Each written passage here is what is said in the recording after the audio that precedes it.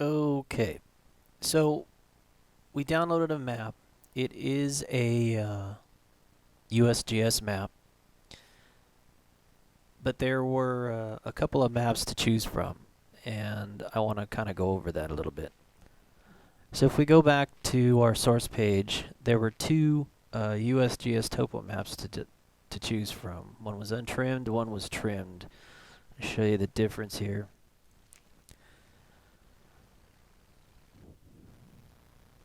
There it is. Okay, so this is a trim topo map, which is, for those gram counters, oh, that's great. Except there's one problem. There's no grid line references. There's no declination diagram at the bottom. It's all been whited out. And so you'd have the basic bottom of the barrel minimum requirement map, which is going to get you lost. So don't choose the trimmed version of these maps if you find any. Okay, and this is why. If you zoom down to the declination diagram, there's a whole bunch of very useful information. Specifically this. Zone 4, blue, 100 or 1,000 meter UTM ticks, or zone 11. All right, so basically what it's telling us is that the 1 kilometer ticks are colored blue. So when you zoom in to the map, you'll see two different types of ticks, the ones in black and the ones in blue. The ones in blue are the accurate markers for the grid lines. So there are a couple ways that we can go about adding grid lines to this. One, we could do it digitally by importing this in Paint and actually drawing the grid lines, which we'll go over in a minute. Or we could print this thing out, assemble it, and draw the grid lines manually with a yardstick once we have the map assembled. Either way, it's a pretty tough prospect, but I do encourage you to always use the maps with all the information on there.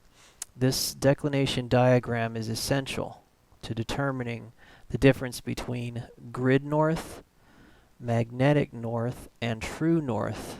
That's designated by the star.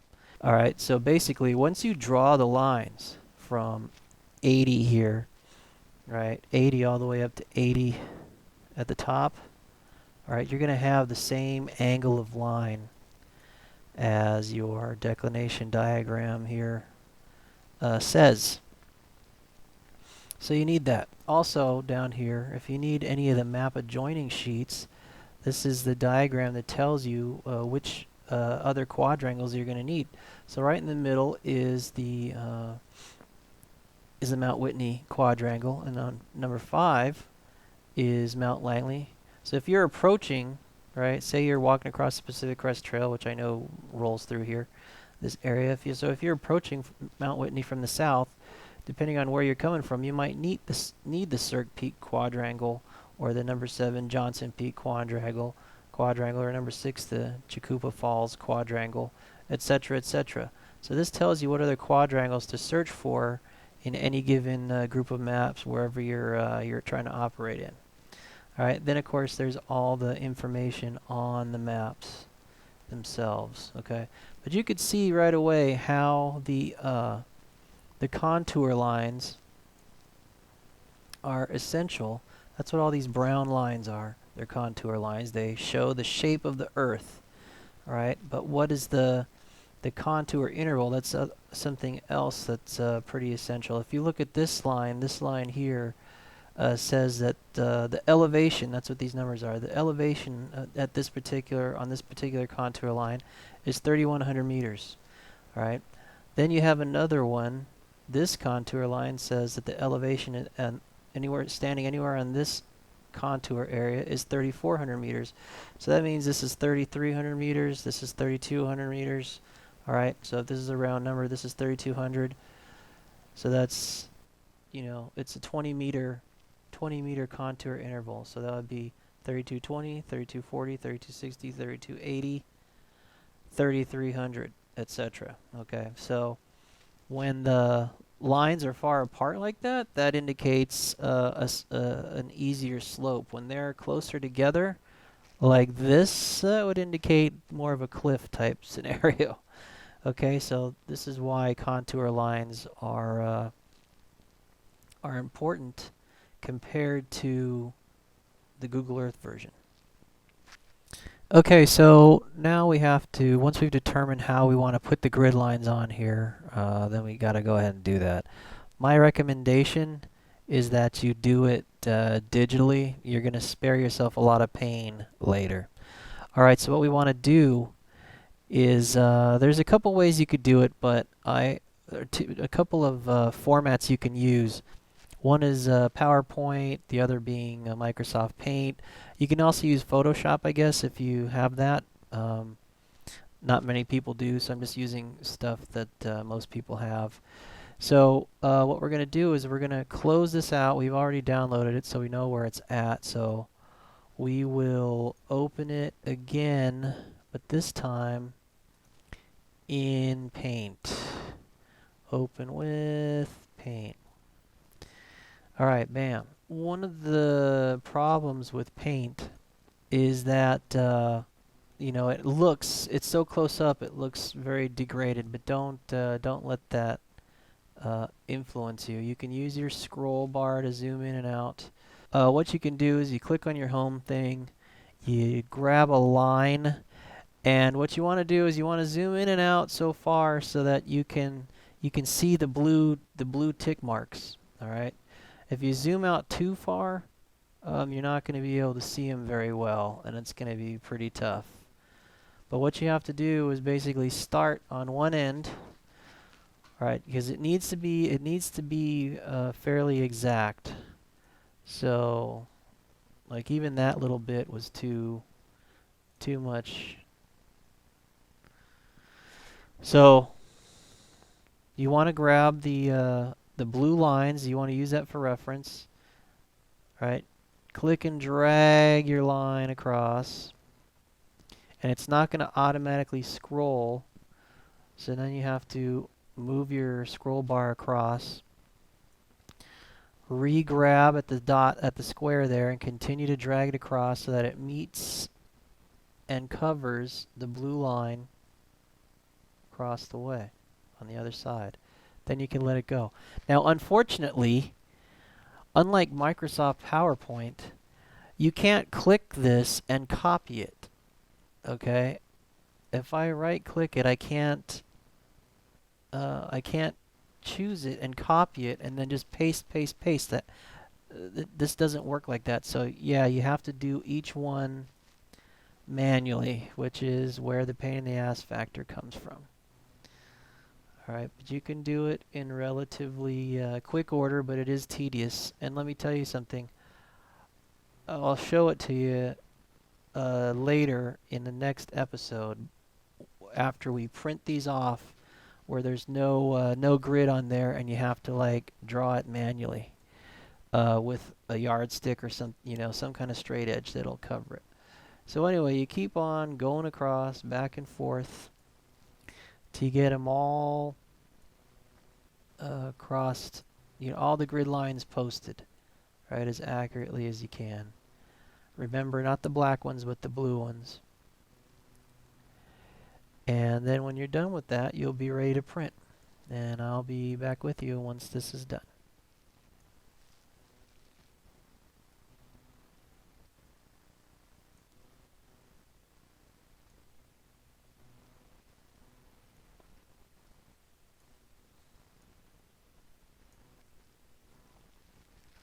Also, I might add, before I go off of this take, that putting the grid lines in PowerPoint is very difficult to be accurate with, because PowerPoint has an issue with trying to get on the right pixel. So you'll be down here trying to get it to match right on the blue line, and it won't match. It'll be skipping. It'll be and you just can't get it exact, and that's going to affect your ability to know what your grid is accurately. So these lines matter. The accuracy of these lines matter in the end. And I mean, I said before that land nav isn't an exact science, and that's true. But the closer you could be, the better, right? I mean, you might as well be as accurate as possible. So it's all about the details. You could see here that I'm so zoomed in that this becomes even more tedious. So, you know, your the choice of how close in you want to be really matters. You gotta weigh the cost and benefit of, you know, speed versus accuracy, etc. And even here now, at the foot of the map, you're gonna see that the you know, the grid line is gonna run off the page, which is fine. You just need to ensure, you know, that these two lines here are parallel as can be. And it's going to make a difference later if you're ever walking around this lower area. So yeah. So once you get the northing lines, then you got to get the easting lines, which is another major pain because you're going to be scrolling forever.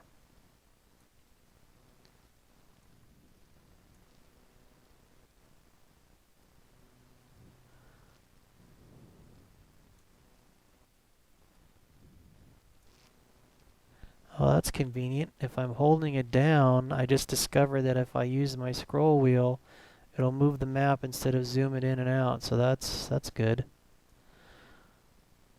So here, I guess it depends on your system, huh? So here I am scrolling it up, and then I move my mouse just a little bit. The line catches up. All right, and in line with the blue line there. So as long as I don't click off of the line, I can still manipulate it. But as soon as I click off of it, I lose that option, and I can't click on it again to select it. So it's like once you click off of it, it's there forever and ever. So that wasn't bad. That's pretty cool. Pretty fast.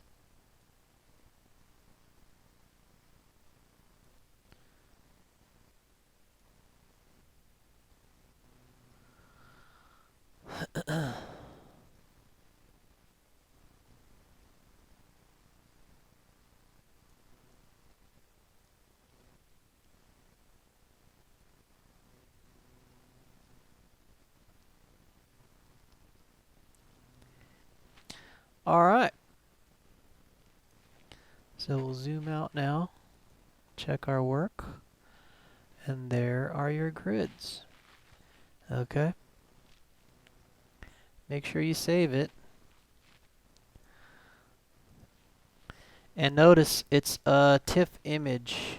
You can research what that is, but it's not your normal, you know, you can save it as other things. You can save it as a JPEG, which would be fine for printing, I guess. We'll just leave it as a TIFF. And for my purposes, this is just going into my editing program anyway. Okay, and saved. Okay, so we have all of our grid lines now, and we have to figure out how to post them. You can see already if you zoom into the if you zoom into the declination diagram, it doesn't exactly match the angle. It's not very, the grid north here is a little bit more intense than the grid north once you connect the dots on the lines. You could see here I made a mistake even where the baseline isn't exactly on the blue, which is going to affect the grid as you interpret it as you're actually doing your land nav. You know, this grid here is actually going to be different as you see it, as you call it. You can go back to Analytical Survival's videos series on LandNav on how to get an accurate grid within a grid square, but real easy. Each kilometer, since it's metric, is broken down into 10 parts. 10 and 10, you read a map right and up. And so you get your easting first, that's your first set of numbers, and you get your northing set of numbers last. So this being, how would it be? I got to look further at and I'm already getting too involved with how to read a map, and that's not what I'm trying to cover here. But anyway, each box is broken down 10 and 10. You can do it just, without a protractor even. Here's a 5. Here's a 5. So this would be 7, 9, 5. And then here's the northing 4, 1. So 7, 9, 5. This point right here where the grid, where this creek crosses this main contour line here. The grid for this would be 7, 9, 5, 4, 1, 6, or maybe 5.5 or something like that. That's going to get you around 100 meters, normally within eyesight of the area. So that's basically how you read a map. So if your grid lines are off, that's going to affect how you determine your 10 digits. You know what I'm saying? So that's why it's imperative to be pretty exact on how you do this. And again, you're not going to be able to be that exact in PowerPoint. Okay, so the magic about printing in Paint is this, which you can't do in PowerPoint. So when you go down to Print, please don't just hit Print. Go to your Page Setup or your Print Preview. So your Print Preview shows you how you're set up, and right now this is going to be the size of your map. And when you go to your Page Setup, you'll learn that, your letter, so that's 8.5 by 11 size paper, which can work, which is what most people have in their printers, but I recommend an 11 by 14 or a legal size paper. So if you put a legal size paper, make sure it's in landscape. And then what you want to do in Paint, here's the magic, is that you fit your map to a 2 by 4 sheets, all right? Because that's the actual size. It's like a 26 by something size. I don't know what it is, but I know I printed out these before, so this is just trust me on this one. You want to center it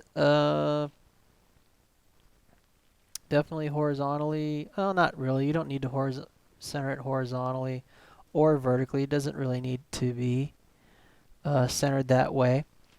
Once you click OK, you'll see what I mean. So you click OK, and now what this has the 2 by 4, all 8 sheets, and how your map is broken down on all those 8 sheets, and you have plenty of margin here for errors, right? So here's one page, your next page is the second half of that, then that's the one below that, the one next to it, the one next to it, etc.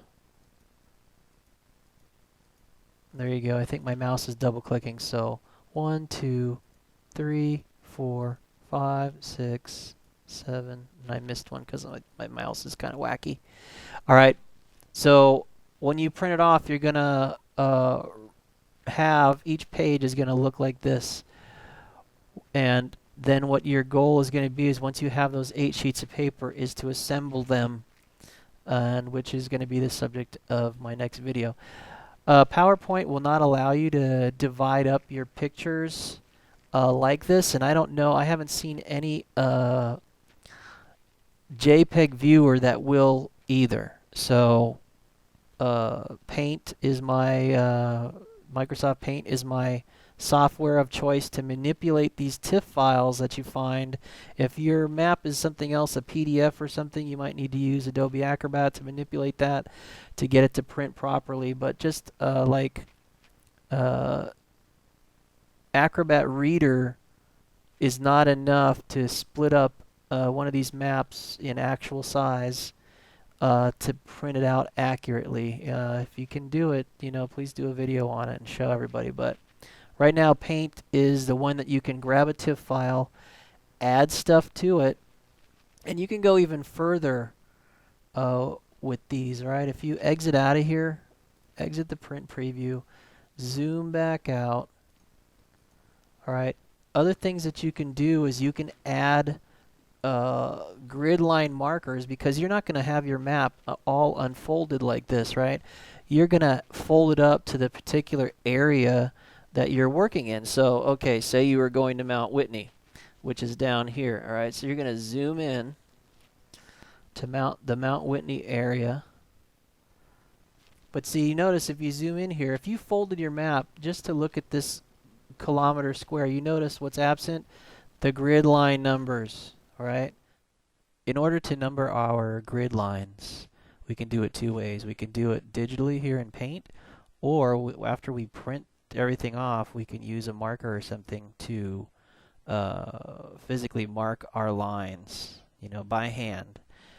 But since we're in Paint, I'll show you how to do that here. All right, so what you want to do is you want to find the first number. You want to find the number to the nearest tenth, so that's 80. All right, and what we'll do is we'll use 5 square kilometers as our interval. So we will label this line here as 80 all the way down. We'll go to 85 and label that line all the way down the map. And then I don't think there's 87, 88. All right, so there's no other lines to mark, no more easting lines. Easting lines is kind of an odd way to look at it, but easting, as you're reading a map, right, east, and up, north. These easting lines are the actual vertical lines. The northing lines are these horizontal lines that indicate your grid to the north.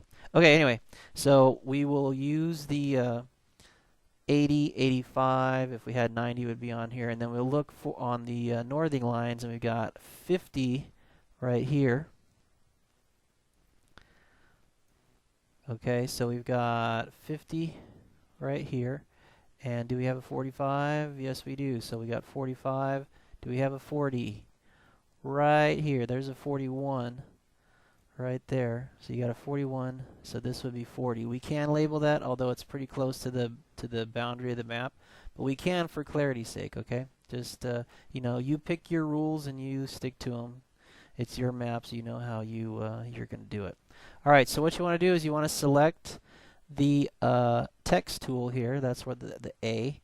And what you're going to do is you're going to click on your line, and what I do is I put it right in the middle of the grid here. And I'll click there. It's going to make a text box, and then you type you can change the size of your font. 72 seems to be the best for these maps, and then you can stretch this out. And then you type your number in. 80. All right? And then you notice the mouse here, it'll turn different ways. When your arrow is just a two-sided arrow, it resizes the text box. Okay? When you go along and your arrow changes into a four-way arrow, that moves the box. All right. So what you want to do is make sure that the numbers are in the middle as close as can be, that the numbers are straddling the line, right? And then it doesn't really matter what goes on with the rest of the text box. What you can do, for convenience sake, is copy this. So highlight it, right-click, copy, all right? And you can leave it at that. You can't really. Some text boxes or some graphics boxes in other programs like Microsoft might allow you to, rotate it a little bit to get this more precise, but it's not really needed. Okay, so, and you'll see that in a minute. So then you go to the next box, left click, boom, it's going to make this huge text box that goes all the way to the edge of the form here. Don't ask me why, but it does. All right, and you can't resize. Oh, yeah, you can. Okay, so you can't resize, but you see how huge this text box goes. So resizing your zoom is going to be imperative. Anyway, click in there, right-click, paste, same number, shrink your text box, but before you get it too small, all right, make sure, see what happens, I can get the 4-way arrow here, and now I'm able to move my numbers around and place it where I want it to go. But if I made this too small, you know, in my effort to be efficient, I can't get the 4-way, and so I can't move my box. So if you find yourself in this predicament, just make the text box a little larger so that you can 4-way can be activated, and you can move your numbers around wherever you want. All right, and then you can shrink it up if you want, or it doesn't matter. All right, click away. That'll make that permanent on there. You have to be sure when you place it because it won't let you re-click it. All right, that's a whole nother box right there, okay? So, and even undo won't, you can't undo that. All right, so the best thing you could do is nothing. Is just click away again. All right, so basically you got a box there that you'll never see again. Anyway, scroll on down to the next box. Get your cursor where you want it. Right click, that's a box. See, it centers on the cursor. The box centers on the cursor. It doesn't come up to the top left-hand corner. So then right click again, hit paste. Now find your 4-way. Move your, okay, so it won't move because this text box, if we zoom out, is all the way to the edge of either the screen or whatever. It won't allow you to scroll it. So shrink that back down. Zoom back in. You see the tedium here. Get the 4-way arrow. Place your number. Now look, you're close to this letter R here, right? So you can choose wherever you want. You don't want to cover up any vital terrain, and you don't want to cover up any vital labels or anything like that. So you place it where you want it. I mean, I could, as long as I still have the 4-way, I could place this anywhere, right? But I don't want to put it right on my R. All right, I could, but you know, just for clarity's sake, put it just a little bit lower. All right, click away, right click again, hit paste, zoom out, grab the corner, shrink your box, zoom back in, 4-way, place your number where you want it, click away. All right, really easy. Let's do a horizontal line so you see what I do for a horizontal line. So let's zoom out. Fine, well, let's not. Let me see. There's line number 50 right there. So we will click in the box. Now what I do is again, in between the easting lines, like right in the middle, I will click in the box. All right, it doesn't go where you want it to go, but type in the line number, which is 50, and then you got to do the same thing. Grab the box to resize it, draw it back in, zoom back in, 4-way, place your number. All right, 50 right on the line right there. You can copy that. Unfortunately, it doesn't copy the whole text box. All right, click away. Click over here now. Paste. Zoom out. Resize your text box. Zoom back in. 4-way, place your number. Click away. Paste. And you just go through this whole thing. Again, you'll experience the same thing in PowerPoint where you're not going to be able to fit your digits, move them right where you want them because it'll be 1 pixel on or off, and so depending on how you have to line up your numbers and labeling and stuff like that, it'll be up and down. It won't be uniform. It just won't look as neat. Okay, so we've figured out where to get maps. We've figured out how to get them ready for printing. And when you're ready, go ahead and print it.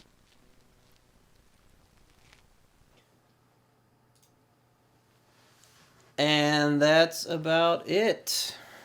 So, next episode coming up, we'll kind of take this a little bit further. I'll break out the battle staff skills. I'm what I want to do is show you guys what to do and how to manage your maps once you print them off. That's what we'll be covering next. So look forward to that one. Thanks for tuning in. I appreciate all my longtime subscribers. And if you like this kind of stuff, please hit like, hit the subscribe button, share with like-minded people. Don't forget you can join us on Facebook and Twitter. The links are down below in the crotch bar. You guys have a good one. We'll see you out there.